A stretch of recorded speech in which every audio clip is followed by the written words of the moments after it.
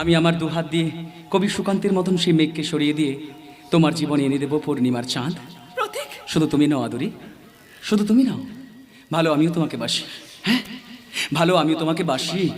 আর ভালোবাসি বলেই তো বলছি, কবে কোথায় তোমায় দেখে বলবো যে মনের কথা,